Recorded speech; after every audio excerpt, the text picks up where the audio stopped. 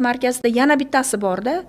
Ota-onalar laqabigacha biladi, lekin aytisha olmaydi. Nimaga bilasizmi? Baribir bolam o'shga qaytib boradi-ku. Bittasi menga bitta ma'lumotni sotib qo'yganiga mana hali ham ola qarashadi-da. Mana shu aytib qo'yganman shuni debda. Shu gaplarni shundan chiqqan deb ko'rishadi. Eshikdan darvozadan kirib borsangiz, nimani Azroilni ko'rgandek turishadi. Mani maqsadim ularni yomonlab, ularni bir axlatga tiqishmas. Mani maqsadim ular bilan birgalikda shu onkologiyadagi illatlarni tozalab bolaga yordam berish.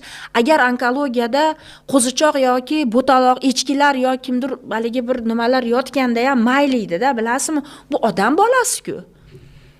10, 12, 14 yosh qilish osonmi?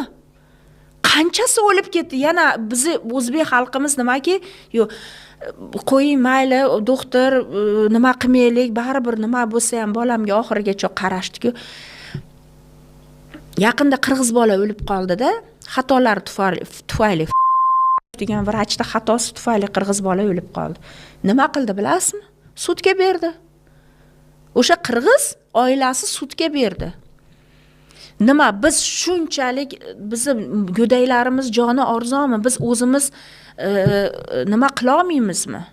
Balki bitta ikkitasini jazolaganingizdan keyin shu narsalar yo'qalar. To'g'ri, aytishadi.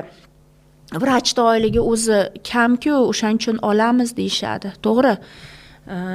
Ministr $10,000 olyapti. Vrach $500 $1,000gachadir. Katta farq bor. Bilaman, bu juda ham adolatsizlik. O'sha oyliklarda taqsimotini ham bu yuqoridan ko'rib chiqishlari kerak. Lekin olaman degan odamga oyligini $10,000 qilsangiz ham baribir oladi. 3 xil, 4 xil inamarka. Uylar qator-qator, telefonlar endi gapirmay, lekin bilasizmi? O'zingiz aytayotgandek, erta-indin baribir o'ladi deydigan bolanikini qanday hazm qilasiz?